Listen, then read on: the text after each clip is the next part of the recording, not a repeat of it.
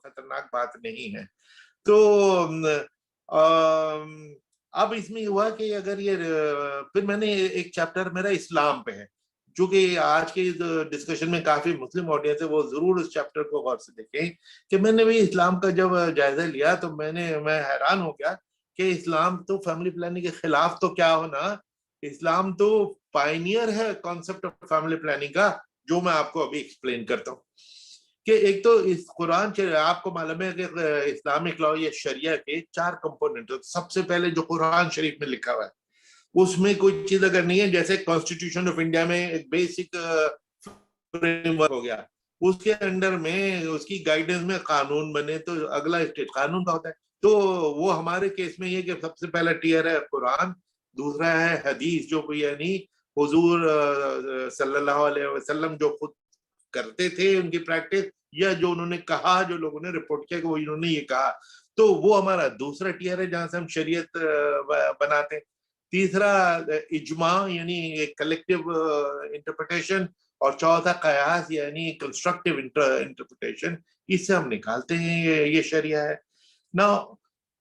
कुरान शरीफ में एक भी आयत फैमिली प्लानिंग को प्रोहिबिट करने की नहीं है, जबकि शराब न पियो, सुअर का गोश्त न खाओ, किसी पड़ोसी की किसी की गीबत न करो, यानी उसके पीठ पीछे उसकी बुराई न करो, जो जो चीजें बैंड है इस्लाम में वो खुदा ने कुरान में तफसील से कही है।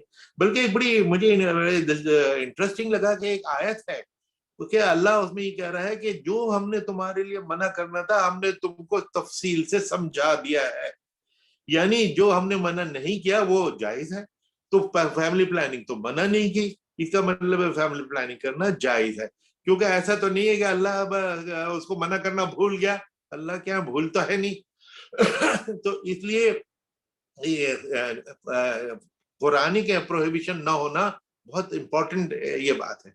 तो एक आयत, बल्कि उसमें फिर मैंने इसमें से जो निकाली, कुरान में जैसे प्रोहिबिशन तो नहीं है लेकिन उसकी डिफरेंट आयतों की इंटरप्रिटेशन लोगों ने की है, कुछ फॉर फैमिली प्लानिंग जाती है, कुछ अगेंस्ट फैमिली प्लानिंग जाती है। मैंने वो सारी की सारी फॉर एंड अगेंस्ट सब लिखी है इसमें और उनका एनालिसिस किया है। लेकिन मैं समझता हूँ जो सबसे अप्रोप्रिएट आयत है वो ये है कि अल्लाह एक नौजवानों को एड्रेस करके कह रहा है कि नौजवानों, when you have the wherewithal to marry, you must marry because marriage keeps you from promiscuity. यानी तुमको पाक दामन अगर रहना है तो तुम शादी जरूर करना जब इस लायक हो जाओ, जब तुम्हारे पास wherewithal हो ना।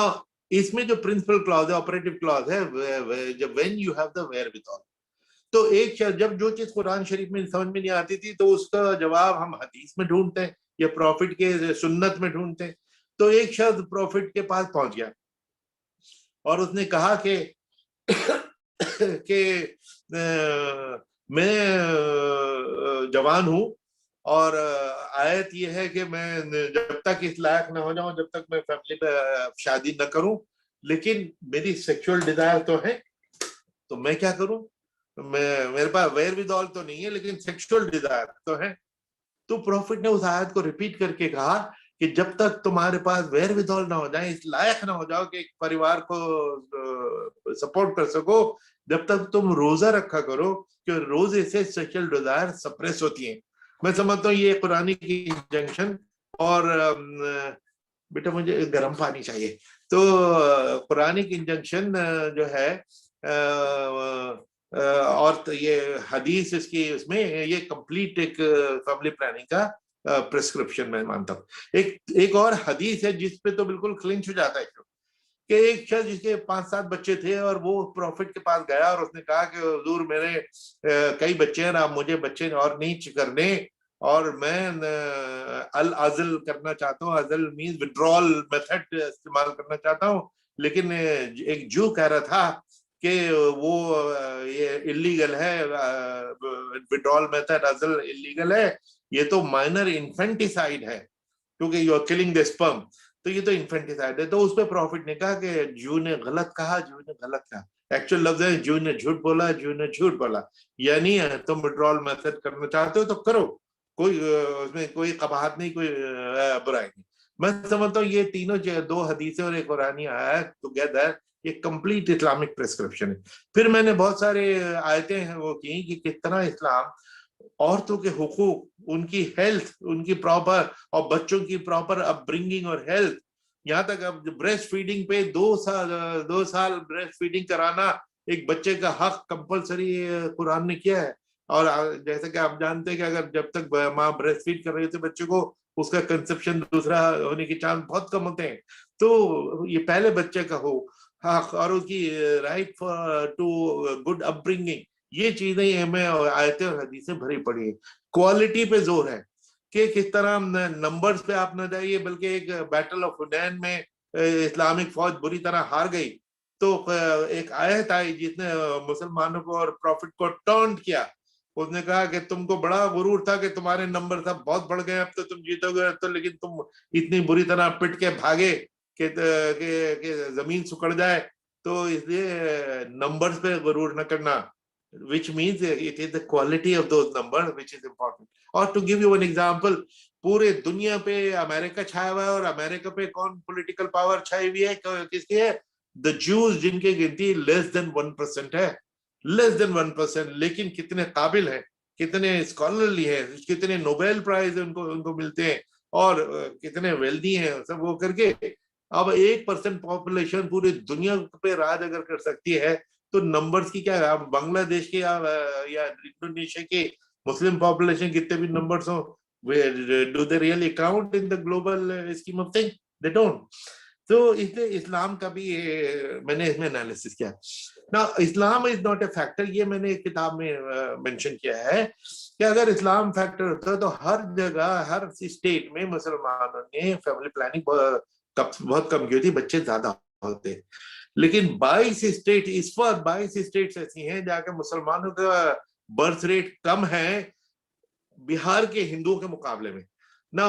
अगर ये हिंदू मुस्लिम इश्यू होता तो मुसलमानों के हर जगह बच्चे ज्यादा होते, लेकिन 22 स्टेट में वो चूंकि बिहार के हिंदू से ज्यादा पढ़े लिखे हैं और जो एप्लीकेबल फैक्टर्स हैं वो मौजूद हैं, इस वजह से उनके यहाँ बच्चे कम है। फिर मैंने अभी कल परसों मेरा एक इंडियन एक्सप्रेस में इंटरव्यू आया था, उसका उन्होंने हेडिंग दिया कि there is no Muslim rate और Hindu rate of birth rate, Hindu birth rate और मुस्लिम बर्थ रेट। क्यों? क्योंकि एक पूरी रेंज है। अब मुसलमानों की रेंज तमिलनाडु में 1.74 है, तो बिहार में 4.11 है, और इन बिटवीन यूं अगर आप देखें ग्राफ यूं यूं जाता रहता, अब किसको मुस्लिम रेट मानेंगे? तो भी इतनी बड़ी रेंज है। इसी तरह हिंदुओं में 1.13 सिक्किम में बिल्कुल कम, तो 3.29 बिहार में, उनकी भी रेंज ये है। तो ना हिंदू रेट है ना मुस्लिम रेट है, ये रीजनल वेरिएशन है, और regional variation socio economic factors पे डिपेंडेंट है। तो मेरा एक चैप्टर है socio, what are the determining factors of fertility behaviour. Religion उसमें कहीं नहीं फिगर किया। हमने क्या उसमें पाया कि 3 फैक्टर्स मेनली। एक तो literacy, particularly of girls, higher the literacy the lesser the number of children. जैसे जैसे तालीम बढ़ती जाती है वैसे वैसे बच्चे घटते जाते हैं। दूसरा फैक्टर पाया इनकम, प्रोस्पेरिटी, जैसे जैसे इनकम बढ़ती है वैसे वैसे बच्चे घटते हैं। तीसरा सर्विस डिलीवरी, जहां डॉक्टर और नर्सेस पहुंच जाएंगे, अस्पताल पहुंच जाएंगे, सर्विस डिलीवरी इंप्रूव होगी, वैसे वैसे बच्चे घटते हैं। इसके अलावा भी और भी कई फैक्टर्स हैं, एज ऑफ मैरिज है, वर्कर नॉन वर्कर पॉपुलेशन वगैरह, ये सारी चीजें, लेकिन ये इन 3 पर डिपेंडेंट है। नाउ ये अक्रॉस द बोर्ड, हिंदू मुस्लिम का इसमें कोई सवाल नहीं, जैसे जैसे तालीम बढ़ती है बच्चे घटते हैं। फिर मेरा एक चैप्टर इसमें ये है कि मुसलमान इन सोशो इकोनॉमिक फैक्टर्स में कहां पे स्टैंड करते हैं। हमने पाया कि सबसे पीछे, सबसे अनपढ़ है, जो अपनी जगह एक बदकिस्मती की बात है कि भाई इस्लाम जो तालीम पे इतना जोर देता है, जिसकी में सबसे पहली आयत जो कुरान शरीफ की अल्लाह खुदा ने हुजूर सल्लल्लाहु अलैहि वसल्लम पे रिवील की थी, इकरा बिस्मिकल्लज़ी खलक, के पढ़ ओ प्रॉफिट और recite O prophet in the name of God who created the universe. तो जो जहां पे फ्रॉम क्रेडिल टू ग्रेव तालीम पे जोर है, उसके मानने वाले सबसे पिछड़े हैं। ये अपनी जगह बदकिस्मती की बात है और हमको एज ए मुस्लिम कम्युनिटी इसको अलग से एड्रेस करना चाहिए। इसी तरह इनकम वगैरह, तो ये आप देखेंगे कि जो लोग ये प्रोपेगेंडा करते हैं कि मुसलमानों को पॉपुलेशन एक्सप्लोजन के जिम्मेदार ये हैं, लेकिन ये कभी जो डिटर्मिनिंग फैक्टर्स हैं उसकी तो बात नहीं करते। कभी इस राइट विंग के मुंह से आपने स्कूलों की बात नहीं कि मुसलमानों में तालीम की जाए, इनको स्कॉलरशिप दिए जाए, कोई बात नहीं, बल्कि जो पहले से दिए हुए थे वो छीन लिए। मदरसे जहाँ पे मदरसे वहां पे चलते हैं, जहाँ पे स्कूल नहीं है वहां पे तालीम होती है, उसको मुस्तकिल अटैक करें। फिर इनकम की जहां तक बात है कि इनके साथ बिजनेस न करो, इनका इकोनॉमिक बायकॉट कर दो, इनकी सब्जी न खरीदो, इस किस्म का, बजाय इसके कि इनकी इनकम बढ़ाओ।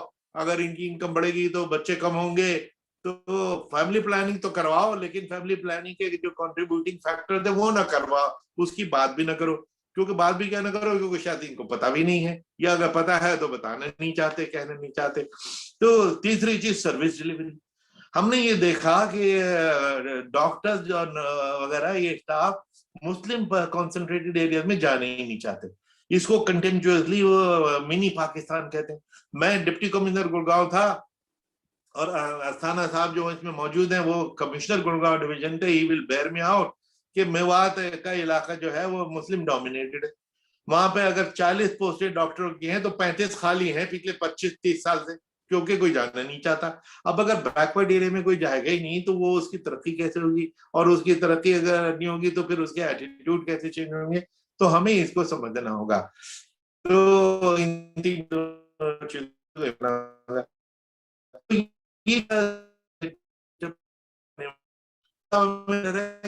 दस कंट्रीज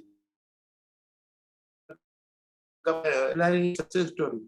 जो कंजर्वेटिव मुस्लिम कंट्रीज है, ईरान तो बड़ी कंजर्वेटिव है, सबसे अच्छी फैमिली प्लानिंग है उनकी। अब 72%, हमारे यहाँ 54-55% अगर है, तो ईरान में 72% फैमिली प्लानिंग की एक्सेप्टेंस है।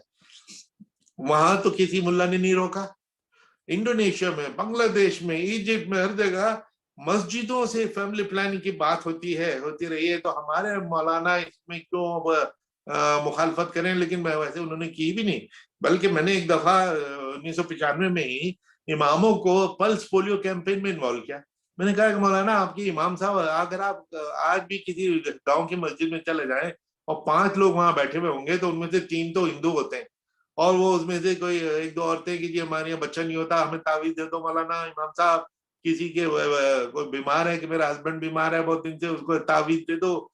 तो मैंने कहा मौलाना इमाम साहब, अगर आपकी इतनी होल्ड है कम्युनिटी पे, तो आपको ये कैसे बर्दाश्त है कि कोई बच्ची स्कूल से विड्रॉ कर ली जाए जैसे ही वो बालिग होने लगी, या कोई बच्चा पोलियो वैक्सीनेशन से, इम्यूनाइजेशन से महरूम रह जाए। आप तो लीडर है वहां के कम्युनिटी के, ओपिनियन लीडर, आपको चाहिए लीडरशिप ले। उन्होंने कहा हम बिल्कुल तैयार है। मैंने कहा पल्स पोलियो का कैंपेन करोगे? करेंगे। 1000 इमामों के हमने 400 टीमें बना के गुड़गांव पूरा जिले में उनको इन्वॉल्व किया। गुड़गांव जिले ने पूरे इंडिया में टॉप किया। अखबारों में इंडियन एक्सप्रेस अदर एडिटोरियल है जो मैंने किताब में इसमें 1-2 न्यूज़पेपर की हेडलाइन जो छापी भी है कि किस तरह मस्जिद में बजाय किसी टेररिज्म के बात होने के, मस्जिदों में खुतबे में बच्चों की तालीम और बच्चों की इम्यूनाइजेशन का जिक्र किया इन्हीं इमामों ने, और इतना अच्छा परफॉर्मेंस करके दिखाया।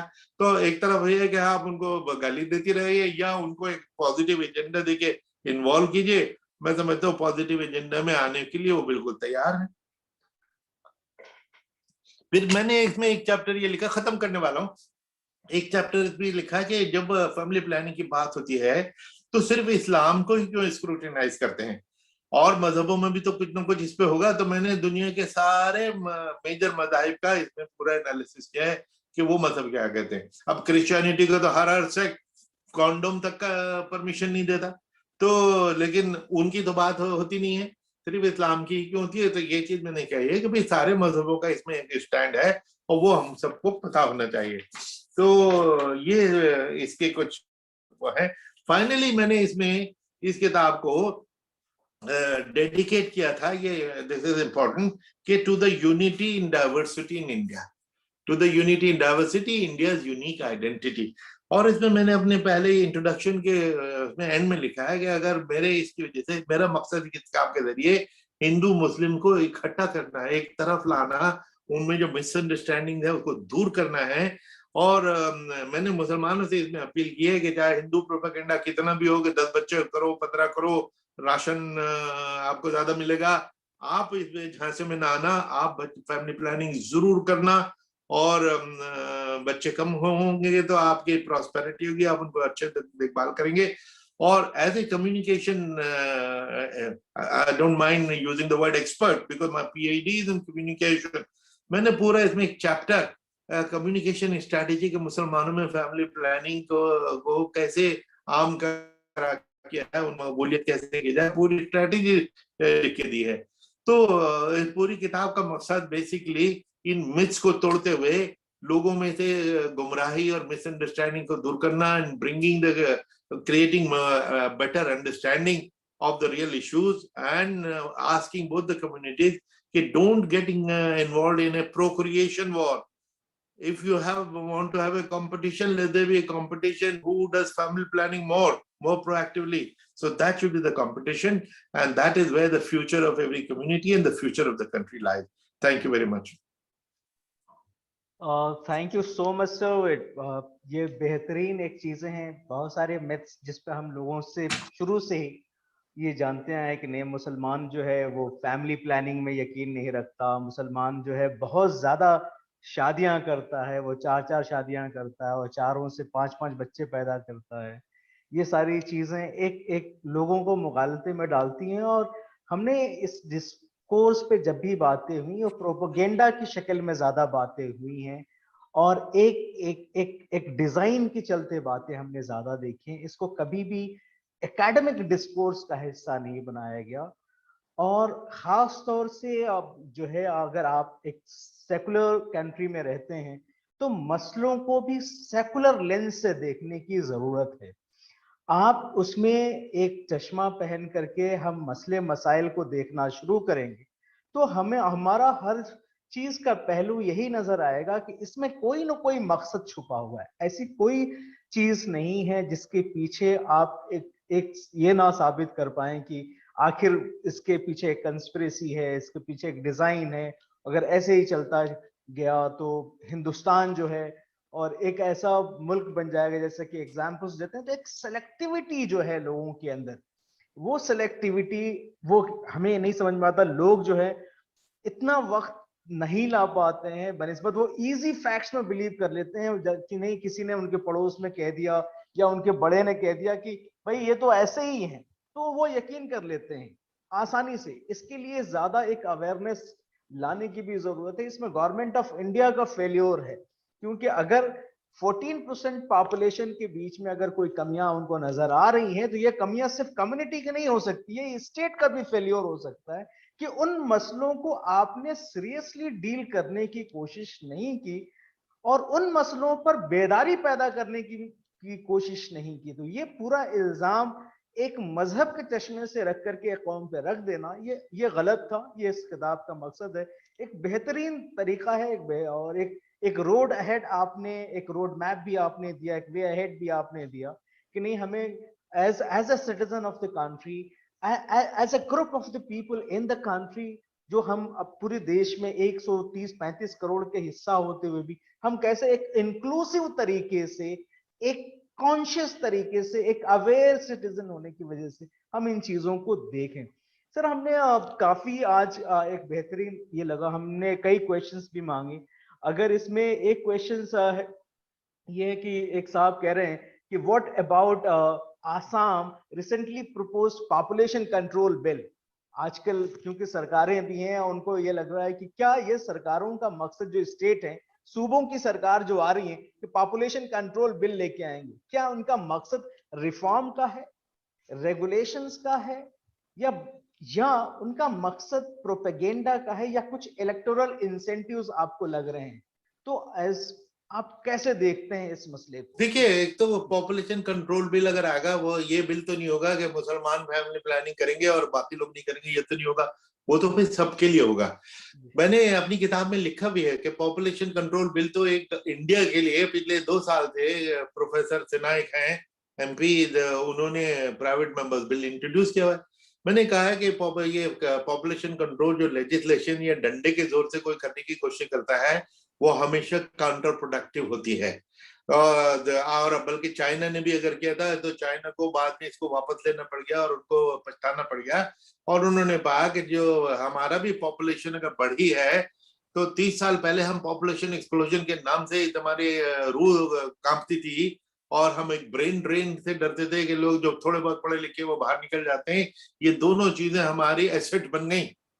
आज हमारे पास ये जो इतनी पॉपुलेशन है हमारी ह्यूमन रिसोर्स है दुनिया के, हम सबसे सबसे ज्यादा पॉपुलर अब चाइना से भी ज्यादा होने वाले हैं।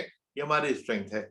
और इकोनॉमिक सुपर पावर बढ़ गए कि वही जो ब्रेन ड्रेन होता था वही जब उन्होंने पैसे भेजने शुरू किए तो सारे हिंदुस्तान की इकोनॉमी आज 6,600 बिलियन डॉलर हमारे पास फॉरेन एक्सचेंज रिजर्व है, वो फॉरेन रेमिटेंसेस की वजह से।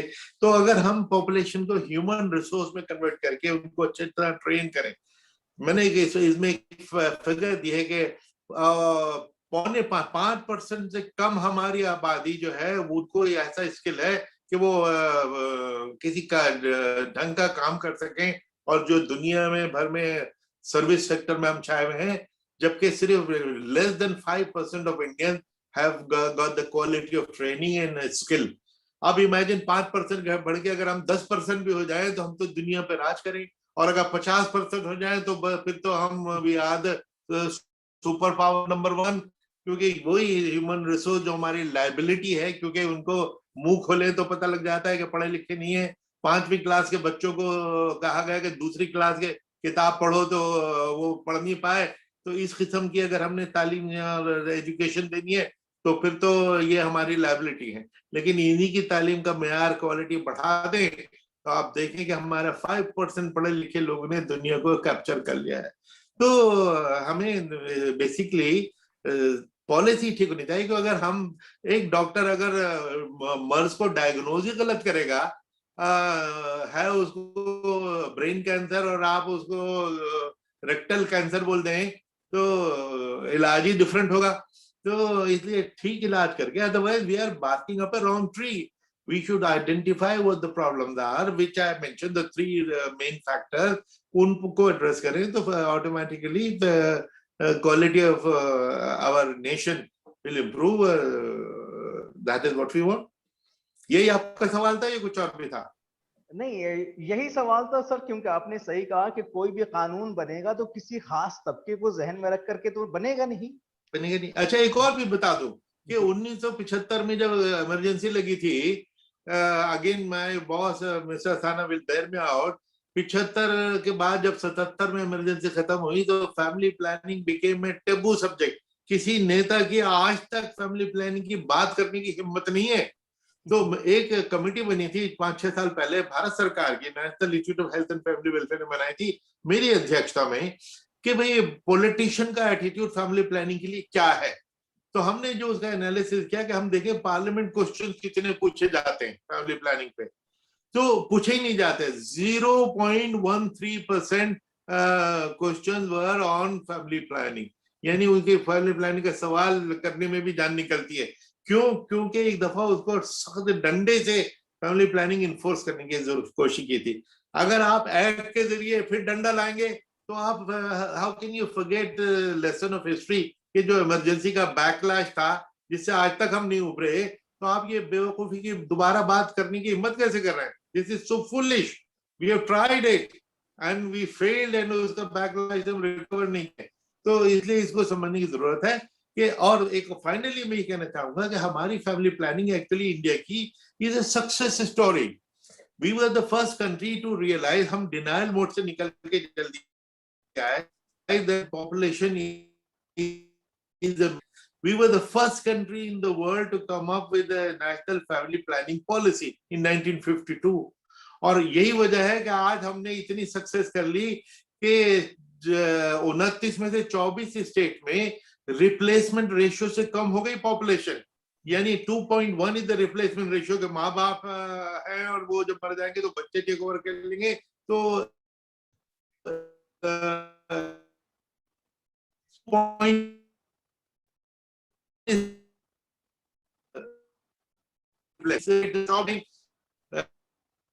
कुछ ऑडियो प्रॉब्लम है सर आप 24 state, is it better now? या सर बेटर। हाँ, now 24 state out of 29 replacement ratio से कम आ चुकी हैं, सिर्फ प्यार से कीवी फैमिली प्लानिंग प्रोग्राम के जरिए। नो डंडा यूज, इंसेंटिव जरूर यूज हुए हैं। तो जब हम ऑलरेडी प्यार से सक्सेस हासिल कर रहे हैं तो डंडे की क्या जरूरत है? सही सही सही बात है सर। आप ये बिल्कुल सच बात है, क्योंकि तरीका बहुत ही मानी रखता है और हम लोग अक्सर देखते हैं। लेकिन दो चीजों का फर्क आता है कि हमारे पास फैक्ट्स कुछ कहते हैं और उसके मार्केट सर्कुलेशन जो होता है वो अलग होता है। दोनों का एक पर्पस है।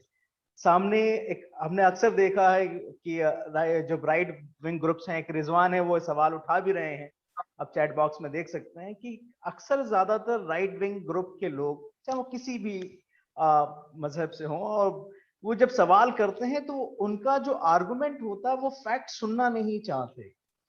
वो मिथ में ही रहना चाहते हैं, वही उन्होंने जिंदगी का मकसद बना रखा है। ऐसे सिचुएशन में जब हम उनसे फैक्ट्स पे बात कर रहे होते हैं और वो अपने मिथ से आर्ग्यू कर रहे होते हैं, तो क्या करना चाहिए एक ऑर्डिनरी पर्सनल के लिए? उन्होंने कहा कि is there better way to argue with them with facts और ऑन दैट टॉपिक, और कीप साइलेंट एंड लीव? तो क्या?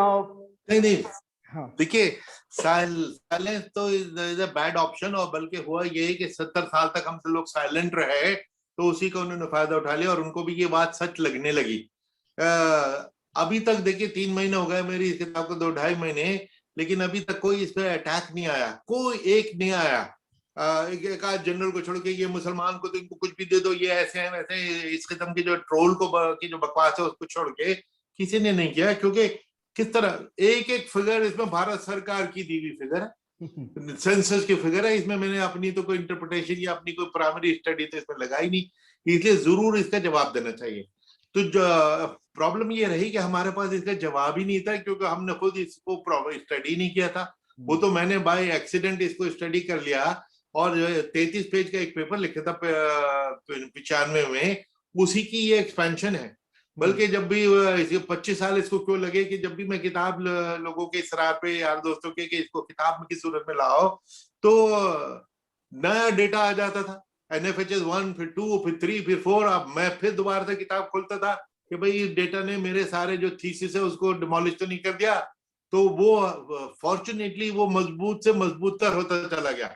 तो लेकिन मेरी किताब जरूर डिले होती गई, लेकिन पर अब जो है 1995 के मुकाबले में ज्यादा सॉलिड है, क्योंकि नेशनल फैमिली हेल्थ सर्वे 1, 2, 3, 4 उस सब का डेटा इसमें शामिल है। और वो सब एक ही बात कह रहे हैं कि मुसलमान बड़ी तेजी से फैमिली प्लानिंग अडॉप्ट कर रहे हैं, और ये फैक्टर्स हैं, उन फैक्टर्स की बात कर रहे हैं। तो हमें ये किताब हर ऐसे शख्स जिसने ये अटैक सुना है, उसको अगर जवाब चाहिए, जवाब के लिए मसाला चाहिए, तो ये किताब है, पढ़िए। इसीलिए मैंने पब्लिशर से इंसिस्ट करके, मेरी पहली किताब है जो पेपर बैक से रिलीज हुई, उससे पहले वाली जो थी 5वें एडिशन में पेपर बैक है, मैं चाहता ही ये था कि पेपर बैक में हो और सस्ती हो, ताकि लोगों के हाथ में जाए ज्यादा से ज्यादा। और बाय द वे मैंने इसकी रॉयल्टी भी चैरिटी को दे दी है, मैं रॉयल्टी के लिए नहीं, तो किसी ने कहा इसकी उर्दू ट्रांसलेशन भी आने वाली है जल्दी इंशाल्लाह, उसको तो लोग तो कहते हैं कि उसको रॉयल्टी फ्री कर दो, जो मैं जरूर कर दूंगा, ताकि लोगों के हाथ तक पहुंचे। आप इसको पढ़िए।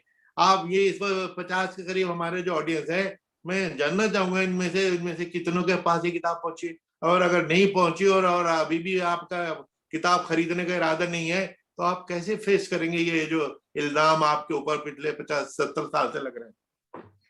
No sir, exactly we have ordered the copy. हमारी लाइब्रेरी ने इसको काफी इसके काफी नंबर्स में ऑर्डर किए हैं, हमारे फैकल्टीज ने काफी इसको लिए, और हमारी जब हम book meet the author series organise करते हैं तो उस किताब को पहले मंगाते हैं और सारे जो जो ग्रुप है उसको डिस्ट्रीब्यूट करते हैं चैप्टर वाइज, ताकि you should be ready with the content. अगर आप सुन रहे हैं और डायरेक्ट ऑथर से सुन रहे हैं, अभी आपने जिया को देखा, आपने उन्होंने शो किया, ऑलमोस्ट सबके पास हम चैप्टर डिवाइड कर देते हैं स्टूडेंट्स में भी, ताकि उसमें एक डिबेट आए। सिर्फ पर्पस ये नहीं है कि एक ऑथर को बुलाना, उनसे आधा घंटा सुनना और फिर एक इवेंट्स के लिए एक एनुअल रिपोर्ट तैयार कर देना, मकसद बिल्कुल भी नहीं है। मेरे बाय द वे मेरे मे, कई हिंदू मेरा दोस्तों मेरा ने, एक सवाल एक एक सेकेंड, हाँ हाँ।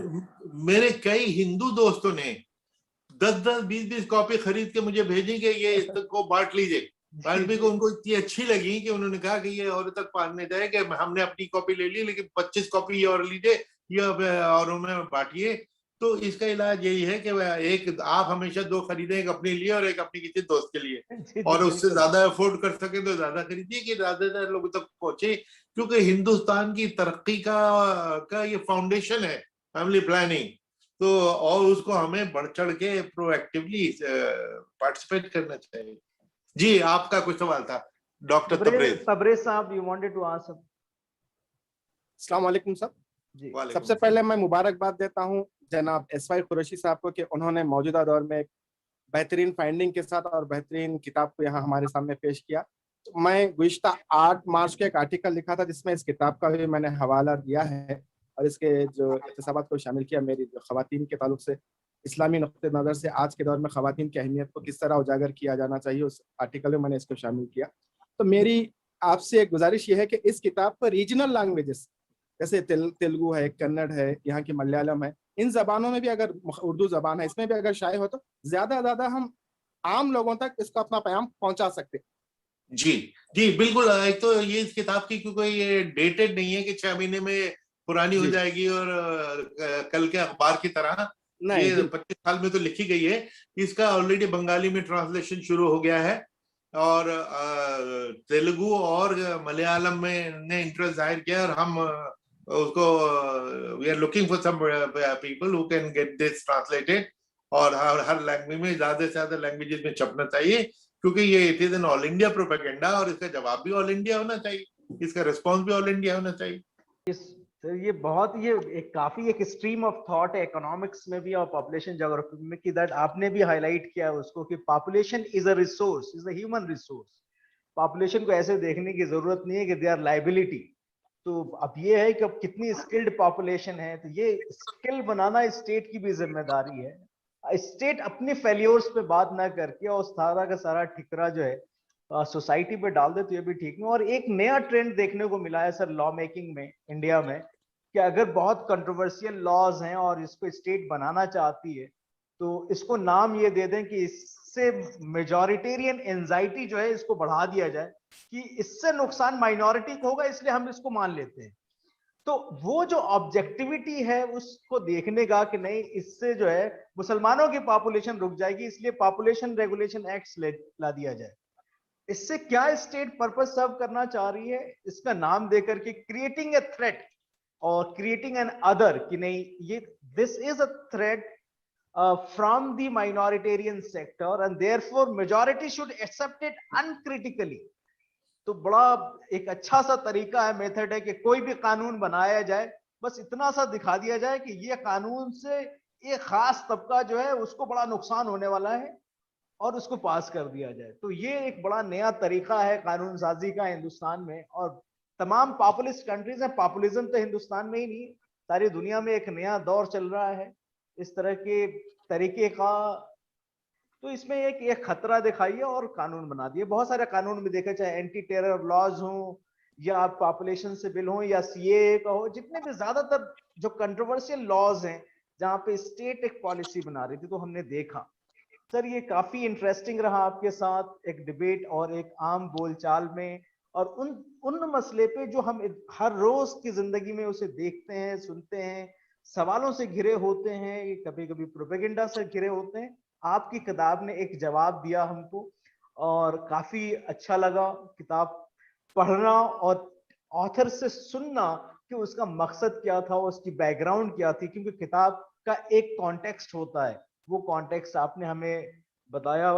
मैं चाहूंगा कि मुजफ्फर साहब, हमारे colleague assistant professor department of political science, वो एक कंक्लूडिंग रिमार्क्स दें, और ताकि अब सोचने का वक्त शुरू हो कि आज हमने जो इस डिस्कशन में पाया है उस पर हम सोचें, किताब को खरीदें, किताब को पढ़ें, इससे फ्यूचर रिसर्च को हम जन्म दें, ताकि नए इस डिबेट को और आगे बढ़ाया जा सके और इस डिस्कोर्स को. Sir, thank you from my side to all of you. Now I'll ask Muzaffar Saab to come out with concluding remarks. Thank you very much, sir. Indeed, an interesting theme which cropped up today was a brief highlight for today's discussion was that brief moment where we discussed the idea of India for a while, and moving into 21st century. What was required and what is required is dismantling of several dogmas and myths, and your work truly comes at that point. And one can't ask for any other interventions. So definitely in that way it will serve a lot in taking not just us but the entire country in direction of future. Also, it is important for us, for scholars who are here, that you have in a way opened up a new debate and brought it into the scholarly domain. Definitely the strength of your book is the statistical side of it, but I think our friends here can approach the same question from an anthropological point of view and a historical point of view, and also the interface of digital space and things like that. And in that way, I think there is enormous potential, and you have simply opened a door for a range of researches, sir. So with that, I would straight away express my gratitude to you, sir, on behalf of Department of Political Science as well as the center, and for agreeing to talk to us and enlightening us. It was truly both enchanting as well as it gave us a light of guidance. I would also express my thanks to Professor Afroz Alam for facilitating this discussion, sir.